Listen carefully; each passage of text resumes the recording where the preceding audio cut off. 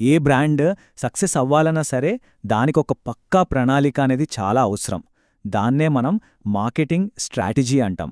So ఈరోజు మన బ్రాండ్కి అలాంటి ఒక పర్ఫెక్ట్ బ్లూ ప్రింట్ ఎలా తయారు చేసుకోవాలో స్టెప్ బై స్టెప్ చూద్దాం. ఇది మీ సక్సెస్కి ఫస్ట్ స్టెప్ అన్నమాట. ఒక్కసారి ఆలోచించండి. ఈ రోజుల్లో ఎక్కడ చూసినా యాడ్సే, ఒకదాని తర్వాత ఒకటి. ఇలాంటి రద్దీ మార్కెట్లో కస్టమర్ల అటెన్షన్ సంపాదించడం అనేది ఏ బ్రాండ్కైనా పెద్ద ఛాలెంజ్. ఈ గోలలో మన బ్రాండ్ని నిలబట్టాలంటే ఏదో గుడ్డిగా ముందుకెళ్తే సరిపోదు, ఒక క్లియర్ ప్లాన్ ఉండాలి. ఇక్కడే ఒక పెద్ద ప్రశ్న వస్తుంది.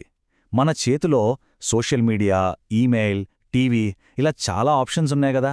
మరి మన బ్రాండ్ వాయిస్ని ఎక్కడ వినిపించాలి, ఎలా వినిపించాలి, ఏ ప్లాట్ఫామ్ మనకు కరెక్టో ఎలా తెలుస్తుంది?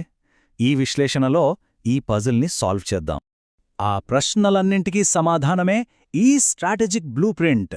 ఒక ఇల్లు కట్టడానికి బ్లూ ప్రింట్ ఎంత అవసరమో, మన బ్రాండ్ని నిలబెట్టడానికి ఈ మార్కెటింగ్ ప్లాన్ కూడా అంతే ముఖ్యం.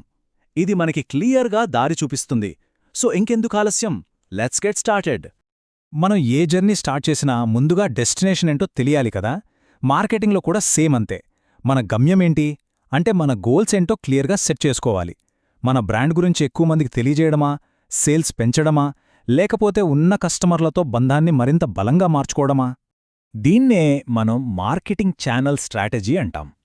ఇది ఏదో యాదృచ్ఛికంగా తీసుకునే నిర్ణయం కాదు. మన గోల్స్ రీచ్ అవ్వడానికి, మన టార్గెట్ ఆడియన్స్ని కరెక్ట్గా చేరుకోవడానికి ఏ ఛానల్స్ వాడాలో తెలిసి తీసుకునే నిర్ణయం అన్నమాట. ఇక్కడ మనం వేసే ప్రతి అడుగు వెనుక ఒక లాజిక్ ఉంటుంది. సరే, ఇప్పుడు నెక్స్ట్ చాలా చాలా ఇంపార్టెంట్ స్టెప్కి వెళదాం. అసలు మనం ఎవరితో మాట్లాడుతున్నాం, మన ఆడియన్స్ ఎవరు, వాళ్ల గురించి మనం సరిగ్గా అర్థం చేసుకోకపోతే వాళ్లని మనం ఎప్పటికీ ఆకట్టుకోలేం. ఈ స్లైడ్లో ఒక సింపుల్ ఎగ్జాంపుల్ చూద్దాం.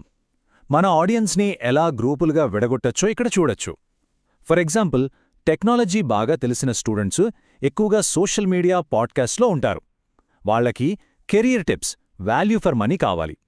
అదే చిన్న వ్యాపార యజమానుల విషయానికొస్తే వాళ్ళు ఈమెయిల్స్, గూగుల్ సర్చ్, బిజినెస్ ఈవెంట్స్కి ఎక్కువ ప్రాధాన్యత ఇస్తారు. వాళ్లకి టైం సేవ్ అవ్వాలి, పెట్టిన పెట్టుబడికి రిటర్న్స్ రావాలి. చూసారా, ప్రతి గ్రూప్ అవసరాలు, అలవాట్లు వేరు. మన ఆడియన్స్ ఎవరో తెలిసాక మన ముందు ఒక పెద్ద మార్కెటింగ్ చిట్టడవిలాంటిదుంటుంది. ఎందుకంటే మార్కెట్లో బోలెడన్ని ఛానల్స్ ఉన్నాయి. ఈ మేజ్లో దారి తప్పకుండా మన బ్రాండ్కి ఏది కరెక్టో సెలెక్ట్ చేసుకోవడానికి ఒక సిస్టమ్ కావాలి. ఇక్కడ చూడండి, social media, search engine marketing, blogs, podcasts, emails, ఇన్ఫ్లుయెన్సర్లు, ఈవెంట్స్, అబ్బో ఈ లిస్ట్ ఇంకా చాలా పెద్దది. ఇన్ని దారులున్నప్పుడు మన బ్రాండ్కి ఏది రైట్ రూటో తేల్చుకోవటం నిజంగా కష్టమైన పనే. కానీ దీనికొక సొల్యూషన్ ఉంది. ప్రతి ఛానల్ని మన గోల్స్ బేస్ చేసుకుని విశ్లేషించాలి. ఈ టేబుల్ చూడండి. బ్రాండ్ అవేర్నెస్ అంటే మన బ్రాండ్ పేరు ఎక్కువ మందికి తెలియాలంటే సోషల్ మీడియా, కంటెంట్ మార్కెటింగ్ చాలా బాగా పనిచేస్తాయి. కానీ లీడ్ కన్వర్షన్ అంటే మన వెబ్సైట్కొచ్చి జనాలు నిజంగా వస్తువులు కొనాలి అనుకుంటే సర్చ్ ఇంజిన్ మార్కెటింగ్ లేదా ఎస్ఈఎం చాలా పవర్ఫుల్. సో మన గోల్ ఏంటో తెలిస్తే ఏ ఛానల్ ఎంచుకోవాలో క్లారిటీ వచ్చేస్తుంది. ఓకే, ఇప్పుడు ఛానల్ సెలెక్ట్ చేసుకున్నాం. నెక్స్ట్ ఏంటి? వాటిని ఒకదానికొకటి కలిపి ఒక పక్కా వ్యూహంగా మార్చాలి. ఇందులో బడ్జెట్ని ఎలా పంచాలి, ఒక్కో ఛానల్లో ఎలాంటి మెసేజ్ చెప్పాలి, ఇంకా అన్ని ఛానల్స్ కలిసికట్టుగా ఎలా పనిచేయాలో ప్లాన్ చేసుకోవాలి. ఈ డోనట్ చార్ట్ బడ్జెట్ని ఎలా డివైడ్ చేయొచ్చో చూపిస్తుంది. ఇది జస్ట్ ఒక ఎగ్జాంపుల్ మాత్రమే, గుర్తుపెట్టుకోండి. ఈ ఉదాహరణలో సోషల్ మీడియాకి SEO/SCMకి అంటే గూగుల్ సర్చ్లో మన బ్రాండ్ని ప్రమోట్ చేయడానికి ఎక్కువ బడ్జెట్ పెట్టారు. ఎందుకంటే అవి త్వరగా రిజల్ట్స్ ఇస్తాయని ఒక అంచనా. మీ బ్రాండ్ లక్ష్యాలను బట్టి ఈ నంబర్లు పూర్తిగా మారిపోవచ్చు. ఇక్కడ చాలా ముఖ్యమైన విషయం ఒకటుంది. అన్ని ఛానల్స్లో ఒకే మెసేజ్, ఒకే టోన్లో మాట్లాడితే వర్కౌట్ అవ్వదు.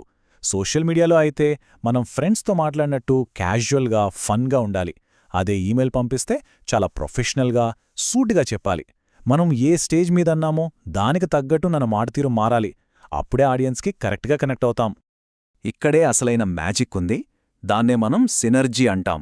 అంటే అన్ని ఛానల్స్ వేరువేరుగా పనిచేయడం కాదు, అన్నీ కలిసి ఒకదానికొకటి సపోర్ట్ చేసుకుంటూ పనిచేయాలి. ఫర్ ఎగ్జాంపుల్, ఒక సోషల్ మీడియా పోస్ట్ చూసి ఎవరైనా మన బ్లాగ్ చదవచ్చు, ఆ బ్లాగ్ నచ్చి మన ఈమెయిల్ న్యూస్ లెటర్కి సబ్స్క్రైబ్ చేసుకోవచ్చు. ఇలా అన్నీ కలిస్తే రిజల్ట్ డబుల్ అవుతుంది. సింపుల్గా చెప్పాలంటే 1+1=3 అన్నమాట. స్ట్రాటజీని అమలు చేశాం కదా, ఇక పని అయిపోయినట్లేనా? అస్సలు కాదు. అసలు పని ఇప్పుడే మొదలవుతుంది. మన పర్ఫార్మెన్స్ని ఎప్పటికప్పుడు కొలుస్తూ దానినుంచి పాఠాలు నేర్చుకుంటూ మన వ్యూహాన్ని ఇంకా మెరుగ్గా మార్చుకోవాలి. ఉదాహరణకి సోషల్ మీడియాలో మన పనితీరు ఎలా ఉందో ఎలా తెలుస్తుంది? దానికొక ముఖ్యమైన కొలమానం ఎంగేజ్మెంట్ రేట్. అంటే మన పోస్ట్లకి ఎన్ని లైక్స్, కామెంట్స్, షేర్స్ వస్తున్నాయో ఇది చూపిస్తుంది. ఈ రేట్ ఎంత ఎక్కువగా ఉంటే మన కంటెంట్ ఆడియన్స్కి అంత బాగా కనెక్ట్ అవుతున్నట్టు లెక్క. మరొక ముఖ్యమైన కొలమానం లేదా కేపీఐ వెబ్సైట్ కన్వర్షన్ రేట్.